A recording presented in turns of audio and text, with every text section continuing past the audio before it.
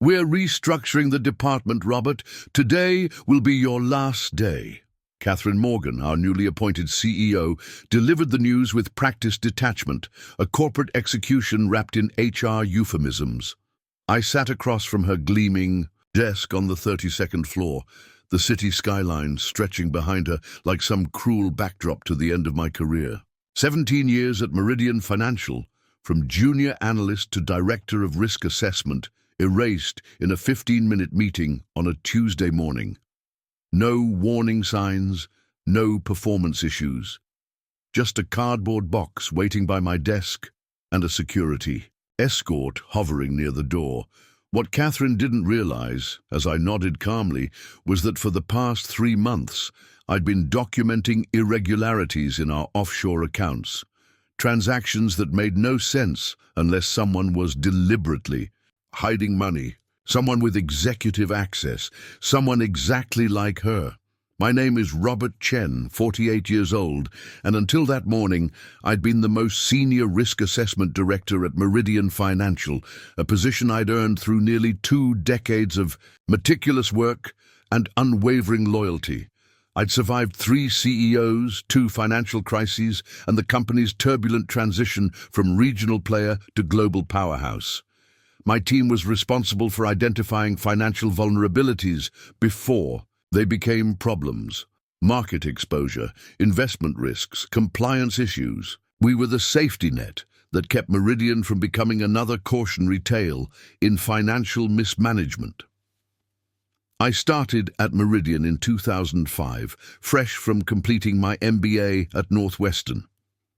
Back then, we occupied 3 floors of a modest office building. In Chicago, Thomas Meridian himself, the founder, interviewed me personally. "The numbers never lie, Robert," he told me, "but people often misinterpret them. I need someone who sees patterns others miss." That became my professional mantra. Throughout my career, over the years, I built a reputation for thoroughness. When the 2008 financial crisis hit, my early warning assessments had already positioned Meridian to weather the storm better than our competitors. When we expanded into Asia in 2012, my risk protocols prevented a potentially disastrous partnership, with a company later revealed to have falsified their financial statements. I wasn't just good at my job, I was essential to Meridian's continued success. At least that's what I believed, until Catherine Morgan was appointed CEO 6 months ago. Catherine came from outside the company, unusual for Meridian, which typically promoted from within. Her resume was impressive. Harvard Business School, successful turnarounds at 2 smaller financial firms, the right connections with the right board members. From day one, she made it clear that Meridian would be operating differently under her leadership. "We need to be leaner, more aggressive," she announced in her first company-wide meeting. "Some of our processes are outdated. Some of our people are too comfortable." Her eyes had swept the room, but somehow I felt they lingered on me a moment, longer than others. The changes came quickly. Long-standing executives were replaced with Catherine's former colleagues. Decision-making became centralized around her inner circle. My team's recommendations, once considered essential to major moves, were increasingly sidelined or outright ignored. The first troubling sign appeared in March, 3 months before my termination. While reviewing quarterly transaction reports, and a routine check of money movements across our international divisions, I noticed something unusual in our Cayman Islands subsidiary. $7.4 million transferred to an offshore account, categorized as strategic consulting services. The vendor name, Artemis Global Consultants, didn't appear in our approved vendor database. I flagged it through normal channels. 2 days later, William Hayes, our new CFO and Catherine's former colleague, stopped by my office. "About that Cayman." "The transaction," he said casually. "That's a special project the board approved. Highly confidential, nothing to worry about." Something in his tone felt off. In 17 years, I'd never been told not to investigate a questionable transaction. That was literally my job. I nodded and smiled. Of course, just doing my due diligence. That's what we appreciate about you, Robert, Hayes replied, but his smile didn't reach his eyes. That night, instead of heading home, I stayed late. With my level of system access, I could trace transaction histories throughout the company's global network. Artemis Global Consultants had received similar payments, always just under regulatory reporting thresholds, from 3 other Meridian subsidiaries, over $25 million in total, all within the past 4 months. All since Catherine took over. More concerning, I could find no deliverables, no contracts, nothing indicating what services this company provided that justified such payments. Began documenting everything, saving records to an encrypted drive. Not because I was looking for trouble, but because something felt wrong, and protecting Meridian from financial improprieties was my responsibility. 2 weeks later, I discovered that Artemis Global Consultants was registered in the British Virgin Islands just 1 month before Catherine became CEO. The registration documents were carefully structured to conceal ownership. But one name appeared as a founding director, James Morgan, Catherine's husband. This was no longer just unusual. This was potentially criminal, a textbook case of executive self-dealing. The CEO was apparently funneling company money to a shell corporation connected to her family. I should have gone directly to the board. That would have been the proper protocol, but something held me back, instinct perhaps, or self-preservation. If Catherine was willing to orchestrate this scheme, who knew how she'd respond to being exposed? And who on the board might be? Complicit? Instead, I continued gathering evidence, documenting each transaction meticulously, building an ironclad case that couldn't be dismissed or explained away. In May, 1 month before my termination, I noticed my system access had been subtly restricted. Nothing obvious. I could still perform my daily functions, but certain high-level audit features were suddenly undergoing maintenance whenever I tried to use them.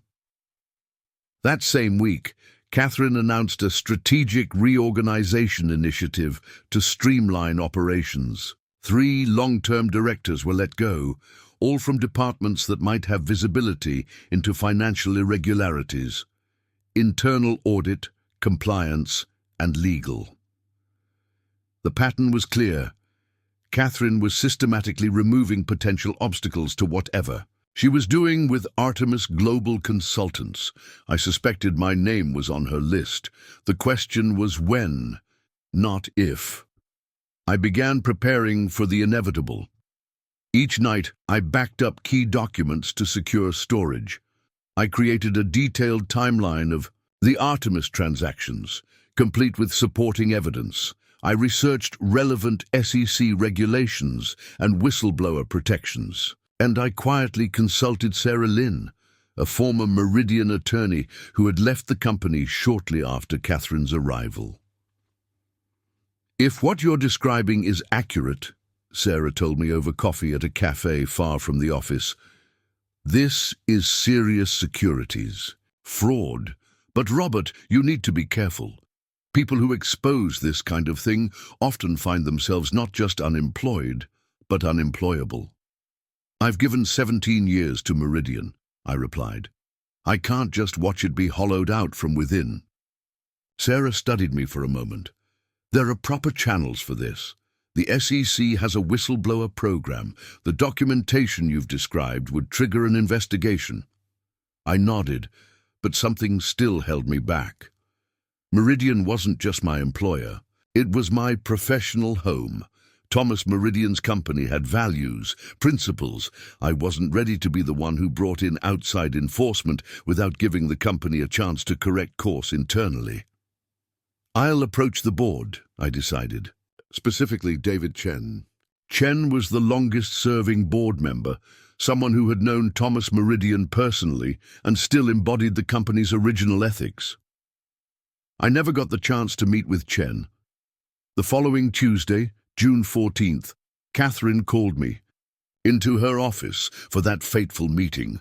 We're restructuring the department, Robert. Today will be your last day. I kept my expression neutral as she continued with practiced lines about going in a different direction and modernizing our approach to risk.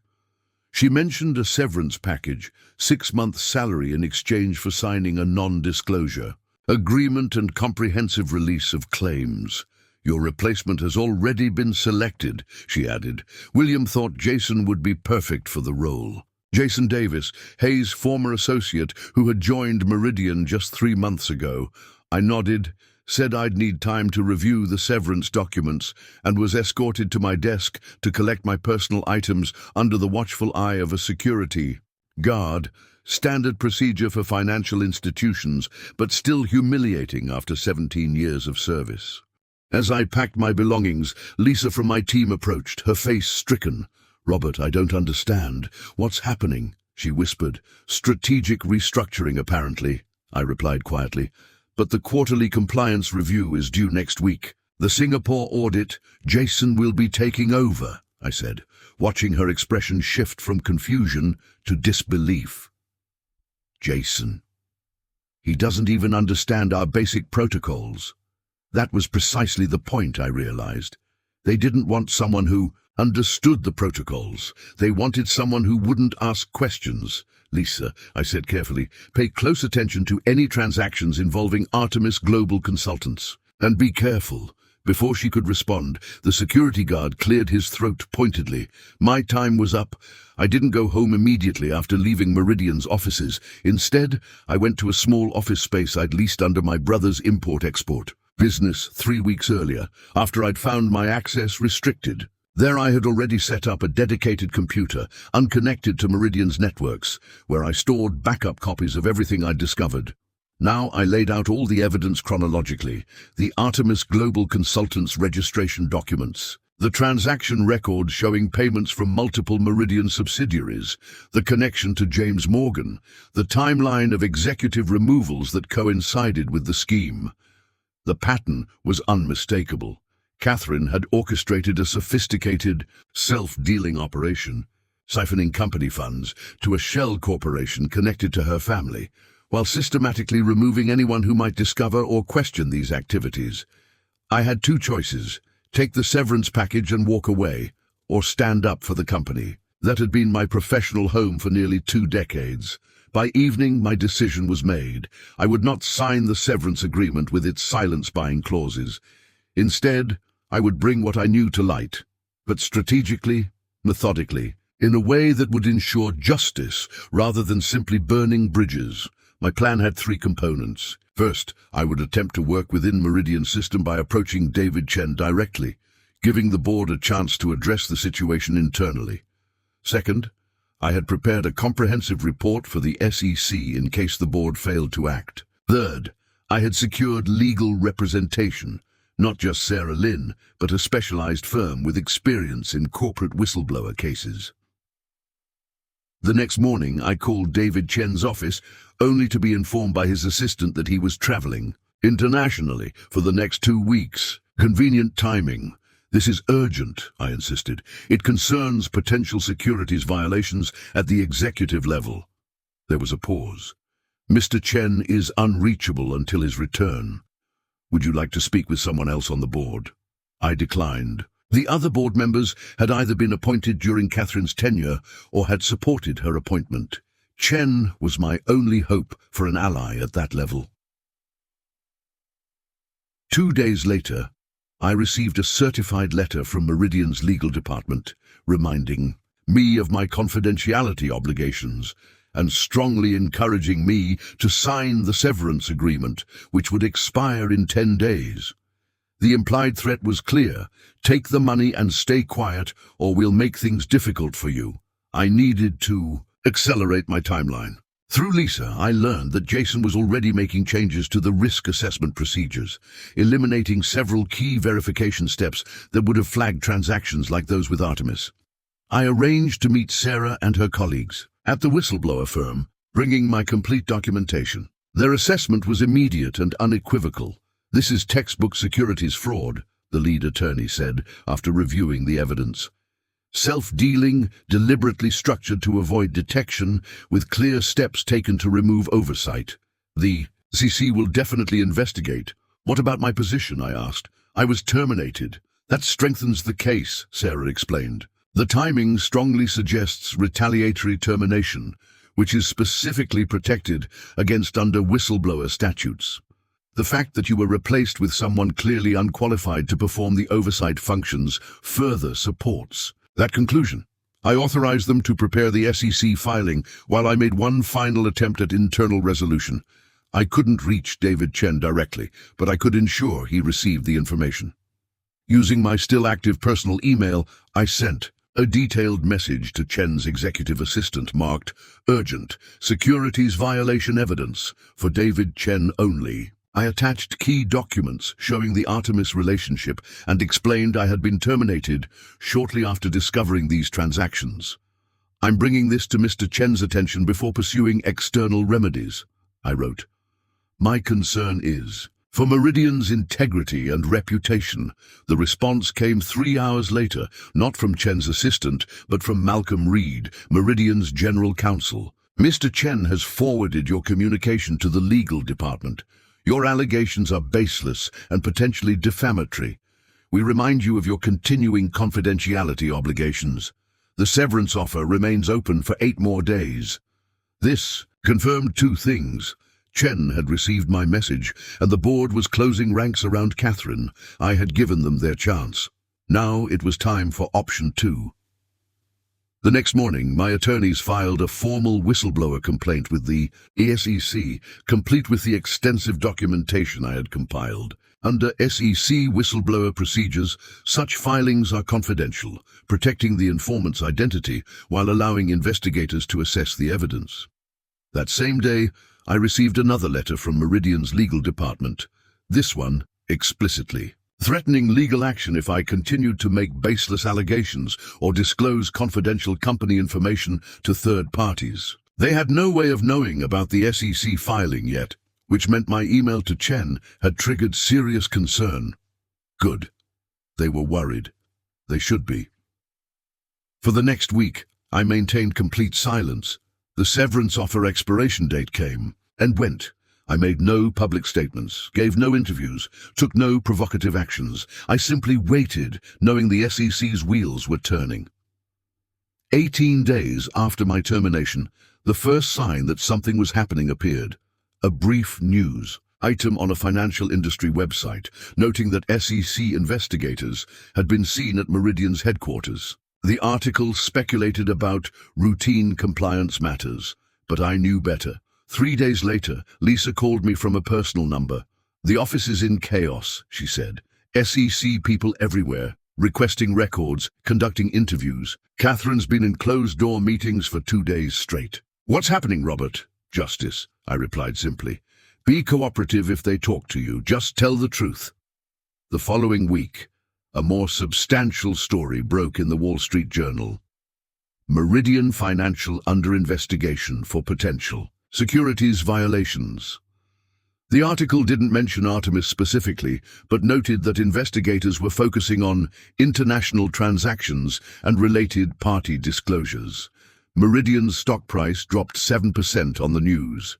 I received a call from an unknown number. It was David Chen. You should have come to me directly, he said, without preamble. I tried, I replied. My email was intercepted and forwarded to legal. A pause. I've only just returned from Asia.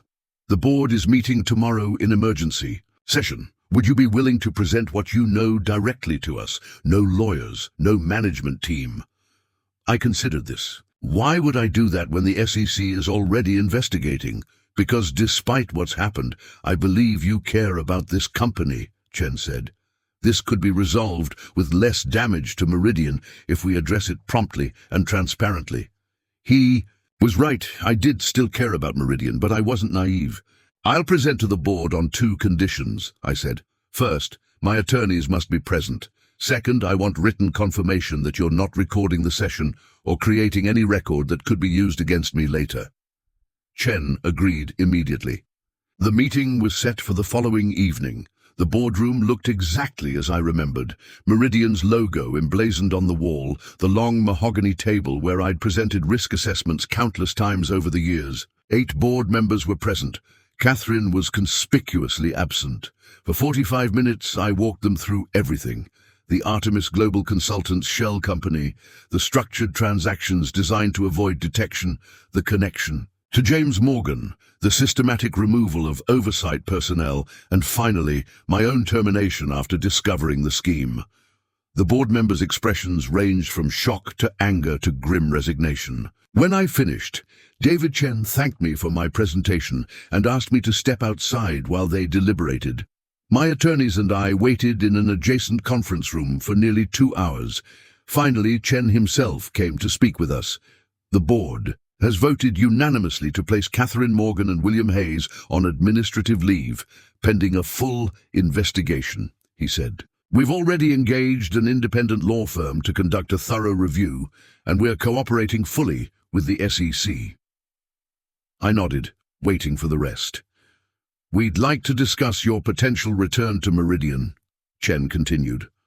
The board believes a serious mistake was made in terminating you. I glanced at my attorneys, who gave subtle nods. I appreciate that, I said carefully, but I'd need to understand exactly what position you're proposing, reporting structures, and what steps Meridian is taking to ensure nothing like this happens. Again, Chen nodded. Of course, we're creating a new position, Chief Risk and Ethics Officer, reporting directly to the board, not to the CEO. We'd like you to consider taking it. It was a significant promotion and a structural change that would have prevented Catherine's scheme from succeeding in the first place. I'll need time to consider it, I said. As we prepared to leave, Chen added one more thing. For what it's worth, Robert, Thomas Meridian would have been proud of what you did. This company was built on integrity. You reminded us of that. The following week brought rapid developments. Catherine Morgan and William Hayes were officially terminated. The SEC investigation expanded to include potential criminal charges. Artemis Global Consultants' accounts were frozen by international authorities. The independent investigation revealed that over $42 million had been diverted through various shell companies connected to Catherine and her husband over the 6 months of her tenure. The scheme had been even larger than I initially discovered. 3 weeks after my meeting with the board, I accepted the position of Chief Risk and Ethics Officer at Meridian Financial. My first task was to completely overhaul the company's internal controls and reporting systems to ensure such fraud couldn't happen again. Lisa was promoted to head my former department. Jason Davis, Catherine's unqualified appointee, was reassigned to a junior position more suited to his actual experience level. 6 months later, the full impact of Catherine's scheme became public when the SEC announced charges against her, Hayes, and 3 others. The complaint detailed exactly what I had uncovered, plus additional fraudulent activities I hadn't yet discovered when I was terminated. Meridian had cooperated fully with investigators, earning leniency from regulators. The company paid substantial fines, but avoided the worst potential penalties. More importantly, we had initiated significant governance reforms, becoming a model for corporate ethics in the financial industry. At an all-hands meeting announcing these developments, David Chen, now serving as interim CEO, publicly acknowledged, "My role. Meridian stands here today, wounded but intact, because one person refused to look the other way when he saw wrongdoing," he told the assembled employees.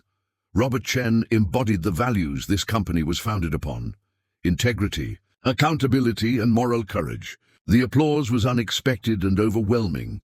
Colleagues I'd worked with for years approached afterward, some apologizing for not supporting me during my termination, others simply expressing gratitude that I'd stood up for the company.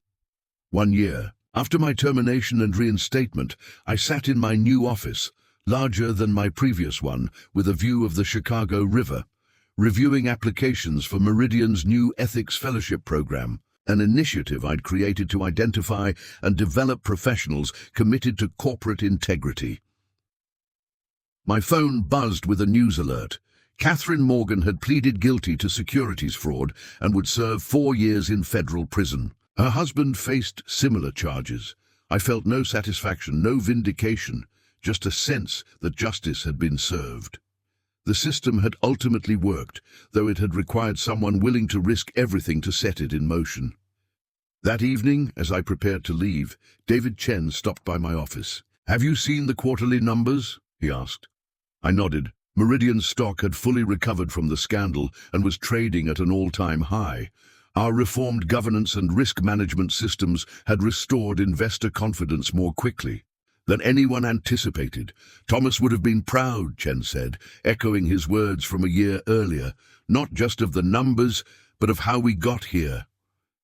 Later that night, I received an email that made me smile. Lisa had sent a photo from the company archives from 15 years earlier, showing a much younger me standing beside Thomas Meridian at the company's 20th anniversary celebration. I barely remembered the moment, but there we were. The founder and the young risk analyst he'd personally hired. "Found this today," Lisa wrote. "Thought you might appreciate the reminder of why you stayed for 17 years, even when it would have been easier to leave." She was right, despite everything. The betrayal, the termination, the vindication. I had never regretted my years at Meridian. One corrupt CEO couldn't erase the company's fundamental value, the culture Thomas Meridian had built, and that lived on in people like David Chen, Lisa, and countless others who came to work each day with integrity. 2 years after the scandal, Meridian had not only recovered but thrived. My department had grown from a back-office risk function to a central component of the company's strategic decisions. We had implemented industry-leading transparency practices, and I regularly spoke at conferences about corporate ethics and whistleblower protections. Catherine Morgan was serving her prison sentence. William Hayes had received a lighter punishment in exchange for cooperation. The financial industry had largely forgotten the scandal as new ones took its place in the headlines. What remained was Meridian itself, stronger, more ethical, more committed to its founding principles than before. The crisis. Sometimes, I reflected, organizations need to be tested to discover their true character. On the 3rd anniversary of my termination and subsequent return, I received a small package from David Chen, who had returned to his board position after. A new permanent CEO was appointed. Inside was a handwritten note from Chen and a vintage fountain pen. The note explained that this had been Thomas Meridian's personal pen, with which he had signed the company's founding documents. "Thomas always said the most important signature a person ever makes is the one on their character," Chen wrote. "Yours has been exemplary." I displayed the pen prominently on my desk, not as a trophy, but as a reminder of what Meridian stood for at its best, and what I had fought to preserve. Looking back on those tumultuous days, from the moment Catherine called me into her office to terminate me, through the investigation and reforms that followed, I realized that my 17 years at Meridian had prepared me perfectly for that critical moment of decision. I had been fired without warning after 17 years of loyal service.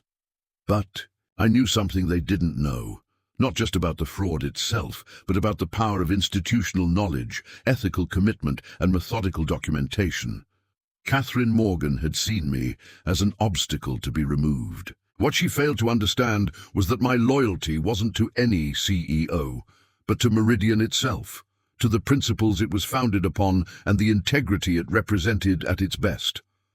Sometimes the people who think they're eliminating a problem are actually creating their own downfall. Catherine thought she was removing the one person who could expose her scheme. Instead, she freed me to focus entirely on bringing the truth to light, without the daily distractions and limitations of my former position. In the end, I didn't just save my career, I elevated it. I didn't just protect my reputation, I enhanced it. And most importantly, I didn't just expose corruption, I helped restore a company's ethical foundation.